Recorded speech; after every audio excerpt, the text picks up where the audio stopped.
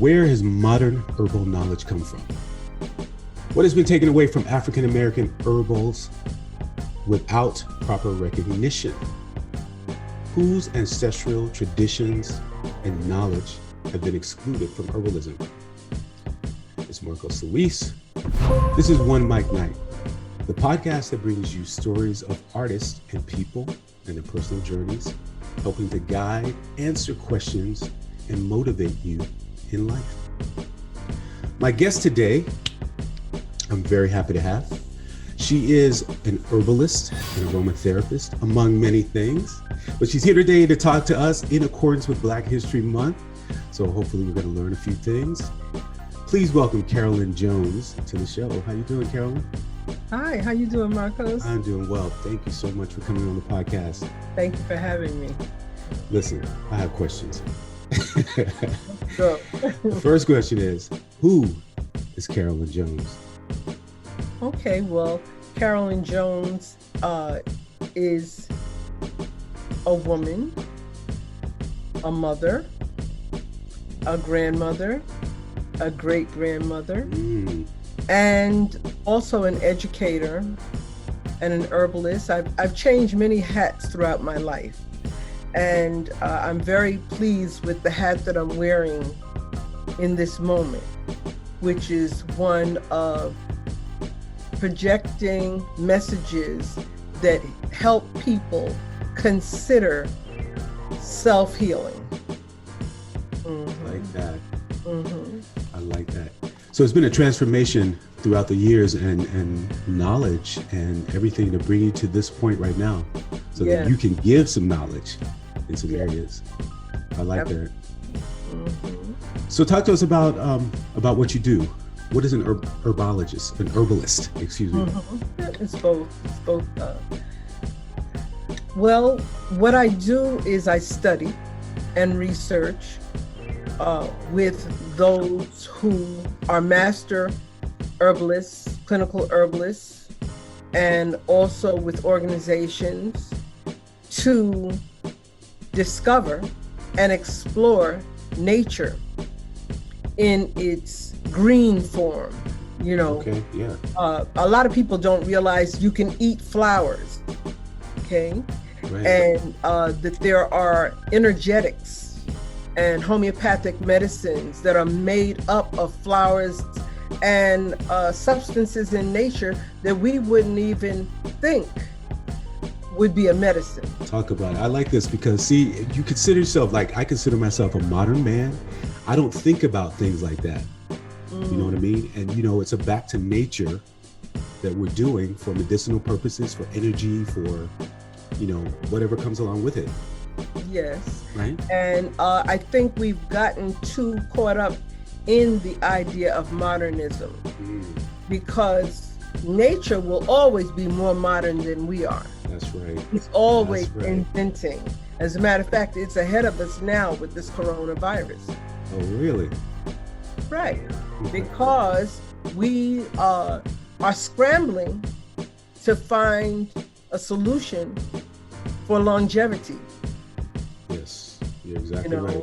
It made us think about our mortality. Right. And how maybe we should get our houses in order. There's a very spiritual aspect to the fact that the coronavirus has showed up. And what I find most disturbing is that we forget to remind our elders to remind us of where they came from. And that takes slowing down and really asking, sort of like interviewing the elders. Right. So what do you mean by that? Tell us what you mean by that, where they came from. Well, for instance, I used to teach seniors at the Fort Greene Senior Center over there on Fulton Street. And we had a 95-year-old, she's made transition at this time, Miss Ann, but she'd come dressed to the nines every week, every day actually. And we were discussing medicine, you know, as it is today. And one day I said to her, Miss Ann, what did you all do when you got sick? she said, we went in the forest. We ain't had no doctors. Yes. Right. And there are whole communities of people who go to the forest. Because we're urban dwellers, we are removed from that world, but it still exists. Right. Through Native American wisdom, through African wisdom, through all cultures. European wisdom. I visited the Cloisters Library, and you have to make an appointment to go there. And I sat there and just went through books, studied Egyptian herbalism, European herbalism, and I was just amazed to see how they applied nature. If they had not applied nature to health, we wouldn't be here today, because they were living through plagues. Right, yeah. As we're doing now. You're right.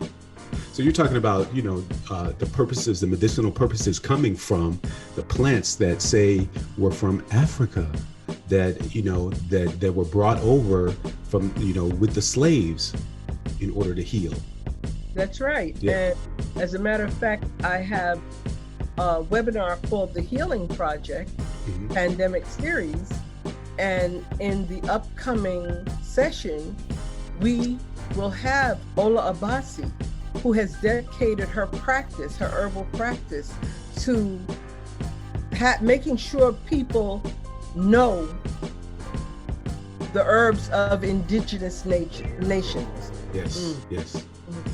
But, it's up to us to do the research as well. Absolutely. Because a lot of things that people run to the emergency room for can be taken care of in the house. Right. You're right. And it has to be, like we said, it has to be from Africa, from bringing over the slaves. I'm going to say, like, maybe going to the Caribbean, where the slaves were used for the plantations, because they were used to the hot weather. The Europeans, couldn't take it. So they were bringing their knowledge on, how to grow the plants, how to cultivate them, and also use them for their own purposes, because they didn't have medicine. Something happened to them. They had to use the plants that they knew about to heal themselves. Absolutely. Right. And the same thing, for the African Americans here that were brought as slaves to the States, also learning with it, like you said, the Native Americans were here. So they learned from the Native Americans, about herbs and blended plants. Learning, yeah. Blended learning of cultures, yeah.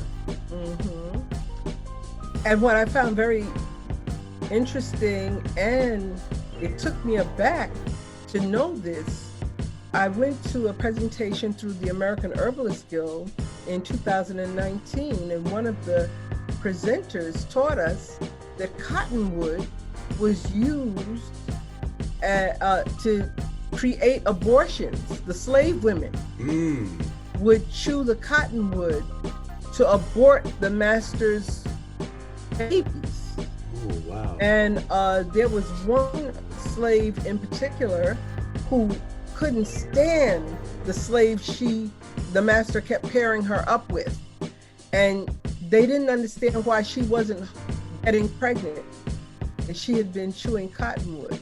And she got beaten for that. Oh, wow. Got beaten. But she didn't, give up. Right. She kept taking it and refused to give birth.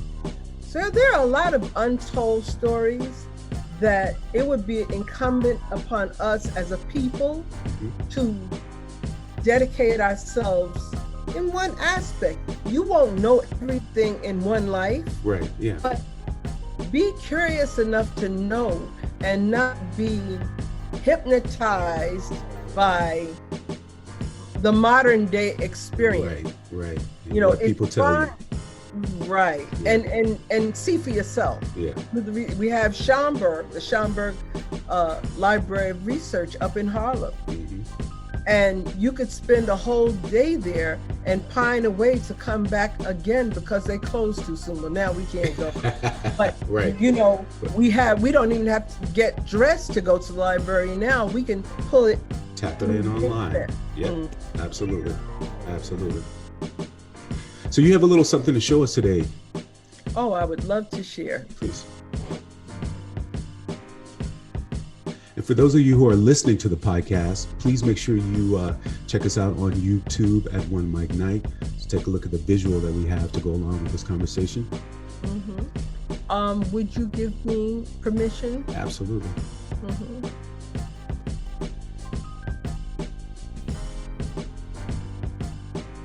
Good to go? Yeah, should be good to go.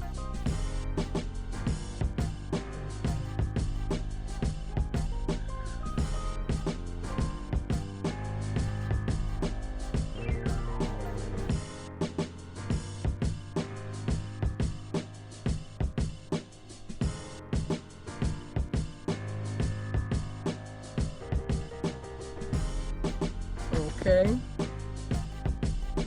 I'm going to share it now. Okay.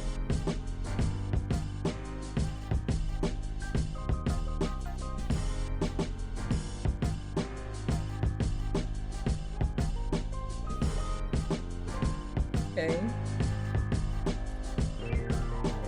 So, it's an introduction, number one, to the book that I wrote, Pick Up Your Bed and Walk, a self-care guide to improve health.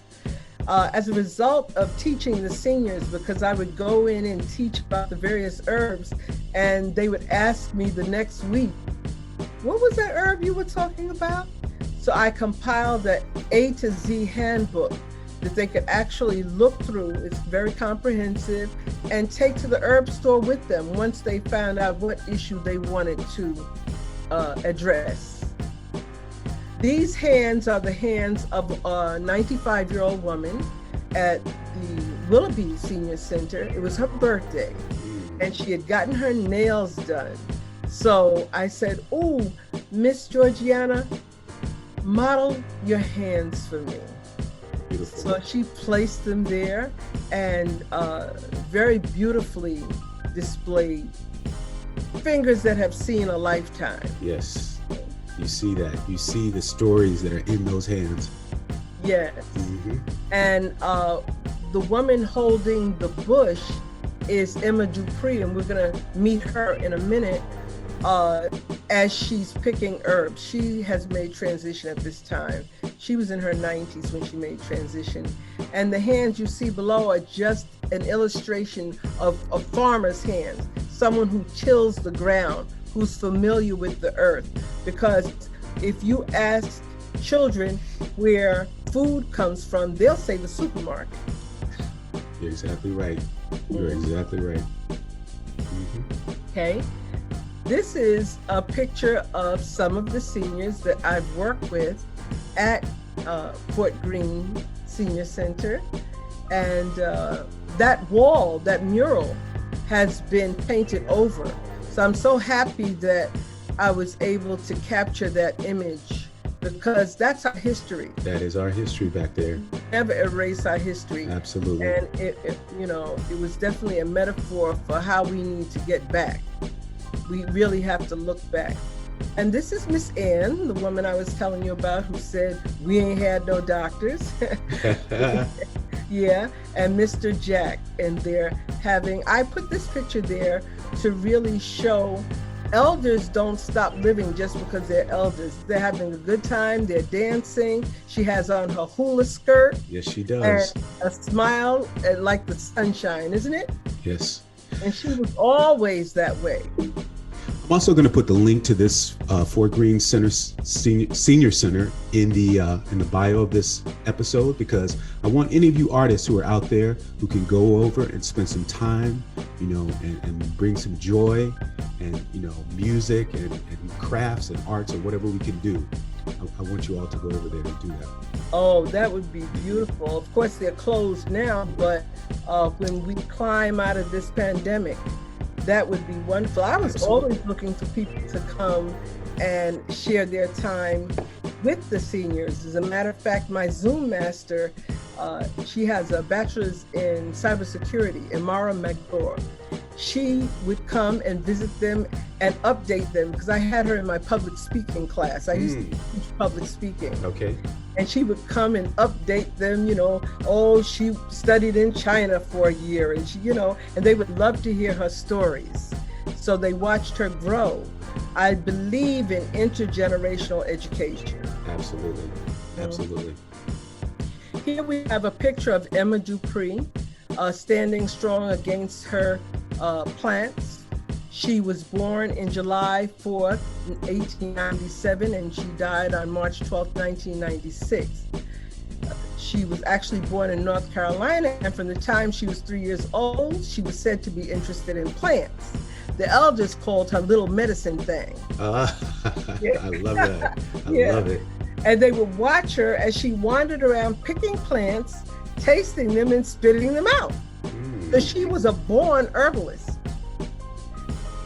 And if you engage in plant walks, a school that gives plant walks is Arbor Vitae. They thankfully moved from Manhattan. They're in Brooklyn now. And I don't know if they're giving plant walks at this time, but when the pandemic is over, please check them out. They're on J Street. I don't have the exact address right now, but I'll give it to you so you could maybe post a link to them. Absolutely will. And people can study about herbalism. They have a full curriculum. They give plant walk events. As a matter of fact, the plant walk event that I participated in, I learned that pine, our Christmas tree? Right, yeah. That we, enjoy the fragrance. Well, that's actually, pine is a treatment for asthma. Oh, wow. That's what I said. So there are so many things that you can learn.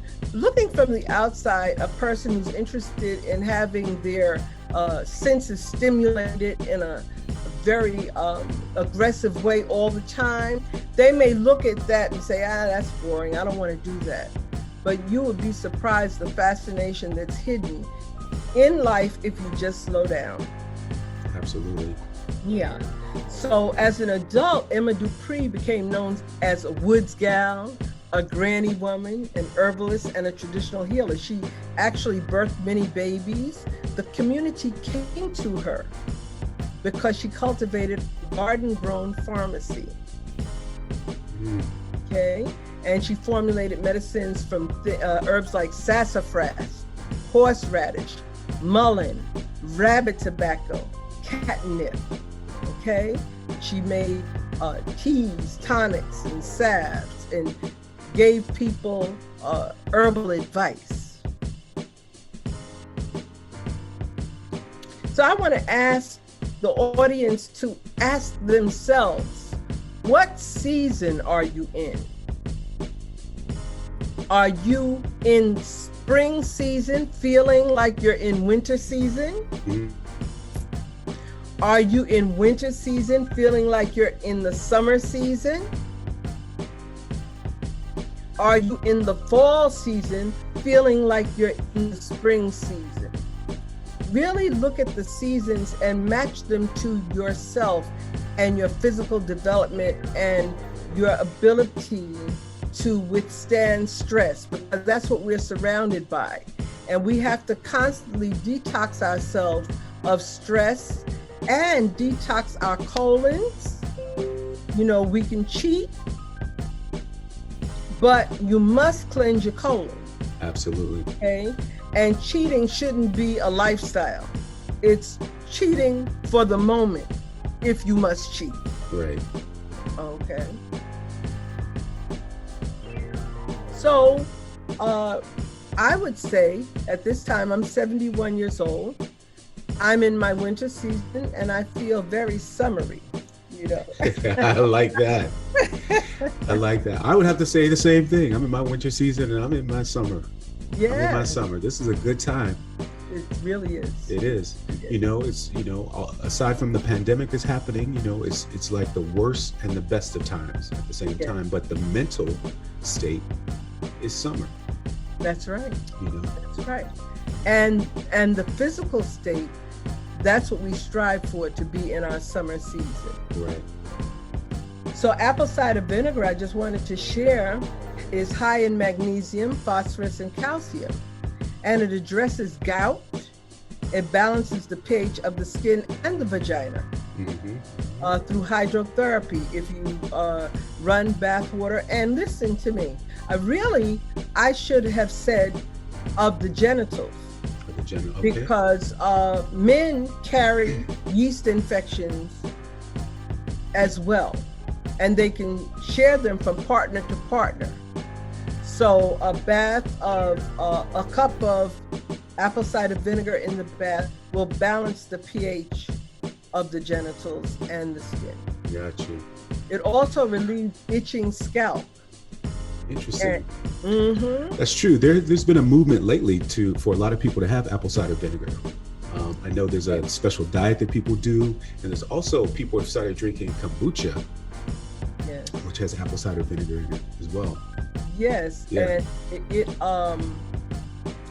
it relieves so many different things because it detoxifies, alkalines the blood. Yes. Once your blood is acidic, then you're headed toward disease. So because it alkalines the blood, and a lot of people can't abide the taste, but if you put a cinnamon stick in it, if you notice Bragg's, I don't know if you've seen them, but Bragg's has a line of drinks with apple cider vinegar where they flavored it. Oh, okay. But you can flavor your own as well. You can put cinnamon stick in it. You can put star anise. You can add a little bit of honey. You could put lemon in it. So there are ways to make it pleasant for your to mask the taste and flavor. Yeah, that's the tip of the day right there. That's the tip of the day. Yeah. Because a lot of people don't drink it because of the taste. But yeah, how about trying a little cinnamon stick and maybe it's a little honey or something like that? That's a good tip. And the same thing with black seed oil. Black seed oil, like I always say, it tastes like motor oil. Right. But if you put it in a tea, like I put it in my tonic for the day, with tea, you don't even taste it. As a matter of fact, you don't even feel it going down. Right. How important are all these things, in longevity, or is it a quick fix? What's the importance of using these herbs? Well, it definitely is not a quick fix. I would say traditional medicine. Well, let me just say African people look at herbs as traditional medicine. Here we look at traditional medicine, Western medicine, pharmaceuticals as, the medicine du jour. Right. But that's the quick fix because it suppresses symptoms, but it doesn't address the issue. Say that again. You just said pharmaceuticals suppress symptoms, but herbs nutrify and address the root of the problem. Absolutely. That's it. And I think that's the key. So you're doing it for longevity. You take the herbs, just as a part of your daily regimen. That's right. Yeah. And what you have in your kitchen is your lab. What you have in your kitchen determines your health. Right. And not everything works for everybody. It's an individual thing, but you can kind of generalize and say, this is for this is for this herb is for this, and then you make it accordingly. And that's why it's important to have clinical herbalists in your life, because we don't know. You may be on a prescription that you must take, and you want to use herbs. Well, you need to check to see if there's a contraindication for that. Yes. Right. But the research is important.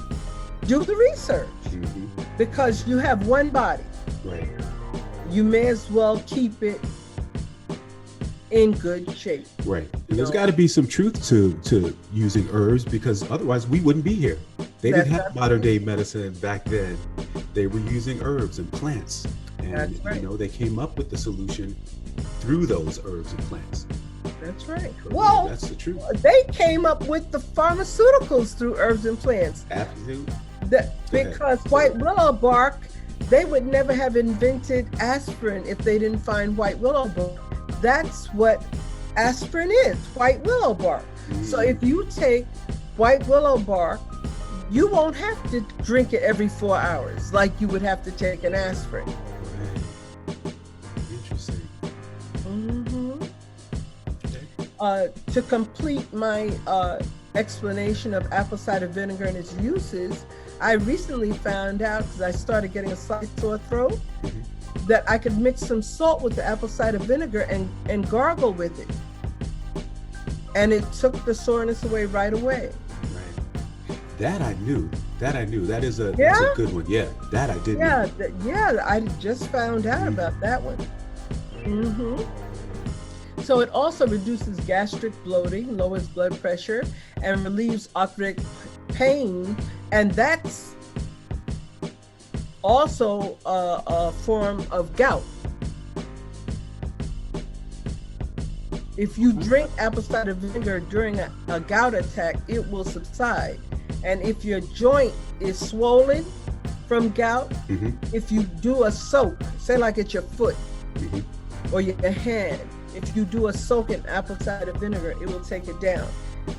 As a matter of fact, a dear friend of mine, Charles Eccles, he's gone on now, but he called me one day complaining of terrible, terrible pain. And when I went to his house, and when I looked, I mean, his foot was screaming. You could tell the pain was intense. And I set him up with a foot soak, and we played Scrabble Slam while he soaked his foot. And by the time I left, he had been relieved. And I think both, it was pretty even about how many people won the game. We played a number of them. Right. Okay. Oh, sorry. Then we have tea tree oil, otherwise people know it as Melaleuca. It treats head lice, acne, cold sores, yeast infections. That too you can put in your bath water, you know? Okay. 5 or 6 drops in your bath water and soap.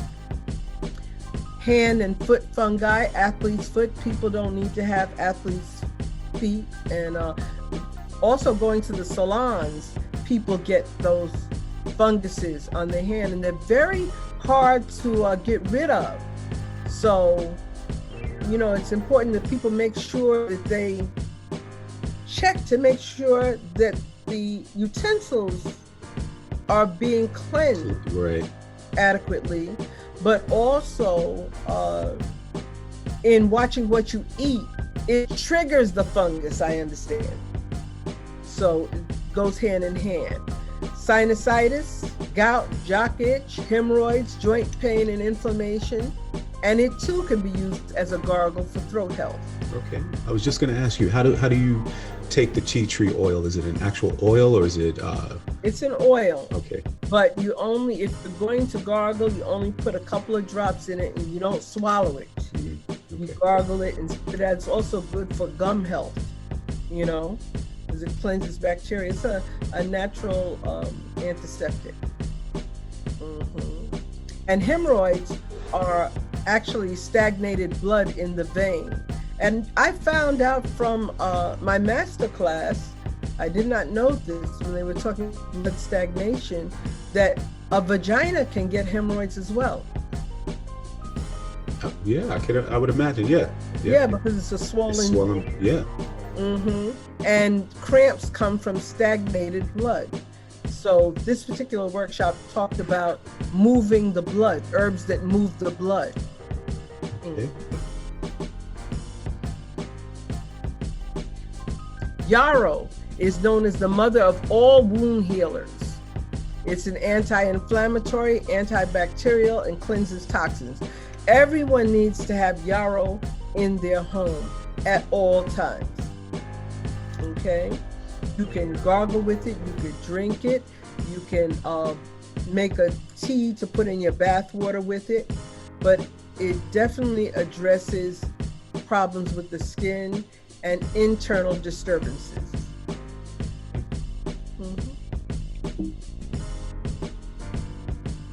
Helichrysum promotes healthy skin health regeneration It minimizes scar tissue, and it has anti-aging properties.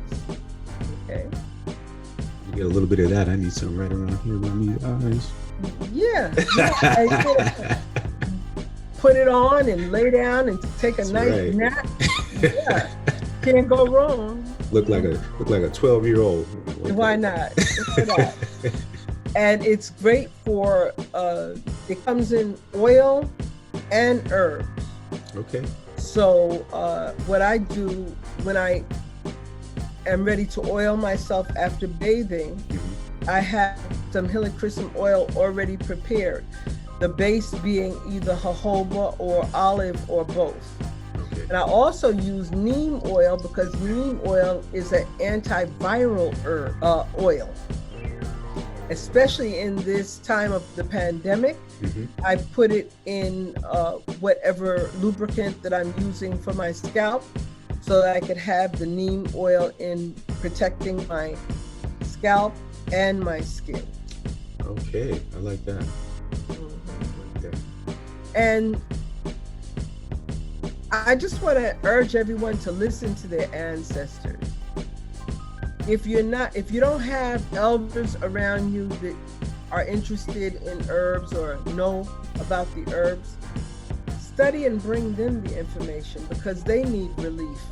And they're open-minded because by the time you end up hurting and having all that pain, you're pretty much desperate for an answer.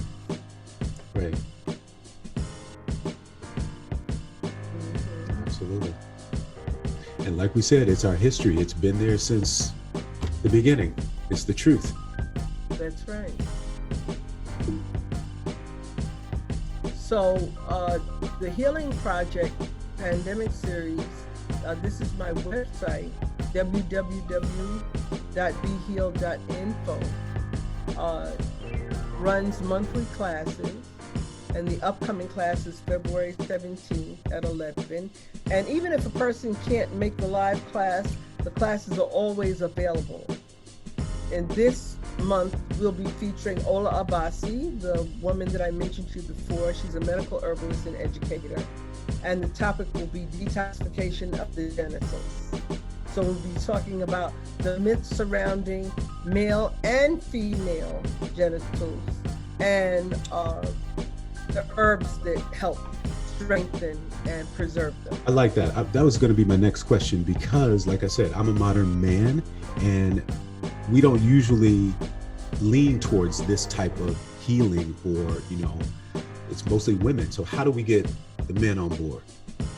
Well, I was just thinking about that today. Right. And I've spoken to a few men about the fact that men are supposed to do penis soaps. Okay? But when I would mention to them, I get that response. Right. So I thought it might be helpful for the women in their lives or the partners in their lives to come together and take a bath together, prepare the herbs, their specific herbs, make the herbs, and make a nice herbal bath for both partners. I like this. Yes, that's right. Yeah, you can't go wrong. Absolutely and make can't. it a love experience. Absolutely. Rather than just a medicinal experience. Yes. And take care of each other. That's right. Take care of each other. It's important. It's something you'd be surprised when I would speak about vaginal health. I only have one man in the class. He was a faithful attendee. But there are women who actually had never taken the time to look at themselves. They felt that part of their female anatomy was ugly, so they wouldn't look. And I felt that was so sad because here they were, these were 60 plus women. And you've lived all your life and you allowed whoever you are allowed to look, but you won't even look at yourself. And that body shame is very dangerous and not self-serving at all. Right. It doesn't lend itself to healing because we need to examine every inch of ourselves and attend to every inch of ourselves for optimum health. Absolutely. For ourselves and for the people that we share ourselves with. Absolutely. And I think that comes along, that comes along with, self-worth, self-esteem. What are you thinking about yourself and how you care for yourself, and then care for your partner, care for your loved one, and care for the people around you. And that's important. Yeah. Yeah, there are a lot of people who care more for others than they do themselves. And that's another part of the pandemic series where Barry Burden and Russell Cooper speak in the conversation about family caregiver self-care. Mm-hmm. Because you cannot really care for someone else adequately if you're limping around. Right, absolutely. Absolutely.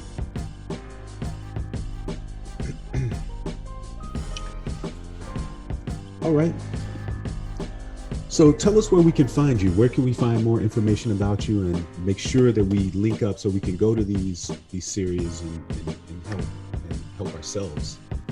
Well, absolutely. Well, the main place to find me is at my website, www.behealed.info. And there we show you the classes that have passed. We did detoxification of the blood, the joints, the colon, the lymph, and the mind. And we just finished the lungs, and we're moving into 2021's offerings, which will cover the brain, the liver, and other organs. I decided that I would like to help people detoxify themselves one organ at a time, or one body part at a time. That's good. I love that. Until we make it all whole. That's right. It's one at a time. That's right. Well, Carolyn Jones, I want to thank you for being on OneMicNite Podcast. This information is very vital. It's very vital to people. It's very vital to me. Please, everyone, make sure you find her at behealed.info.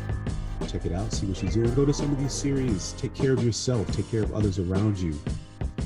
I'll have all the links for everything we talked about in the bio of this episode. This is a Black History Month special. Also, make sure you find Carolyn at, what's your Facebook if you want to drop her a message? Facebook is Carolyn Jones. Carolyn Jones. Okay, I'm sorry. Mm-hmm. All right. I want to thank everybody for listening to the podcast today, and thank you. Please make sure you share these episodes. These are important episodes for us to know about and us to learn about. You can find us at OneMicNite. Go to OneMicNite.com, and you can find all the links to the social media. OneMicNite is spelled OneMicNite. You can find me at MarcosLuis, MarcosLuis.com. Marcos Luis, everything on social media. Thank you for joining me for this episode. We'll see you next time. Thank you for having me. Thank you. I'm telling you, this pandemic has been the best thing that ever happened to me. That's how this podcast was created. I've learned, I can't tell you how much I've learned. Just talking to you, I had to do some research, and I was like, wow, man, just learning about all these different subjects. This is great. That's the pandemic helped me, and as a matter of fact, all of the herbalists that I work with, it helped them, because now people are scrambling because people are dropping dead. Yes, I didn't want to be like really graphic, and I didn't bring up the fact that I work in a funeral home on the show, but my God, at the pandemic, the elders were in droves. You hear me? And I was like, our encyclopedias are dying. Right. And that's the gravity of the whole situation. You know what I mean? Like, half of the people don't even believe it's happening.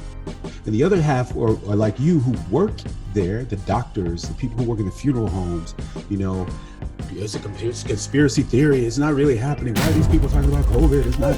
It's happening. It's happening. And that's it's the not reality. just happening to the elders. A young lady dropped dead in her friend's house on New Year's Eve. Mm-hmm. 36 years old. Body full of clots. Mm-mm. Wow. Because in my last class, we spoke about the different organs that coronavirus attacks. It attacks the brain, the kidneys, the blood, the heart, and the lungs. They might attack some other things, but those are the ones I remember off the top of my head. Right. And some of these herbs can be used as preventive measures, maybe, you know, to keep everything flowing. That's to right. help you out. Yeah. That's right. Right. Okay. Well, thank you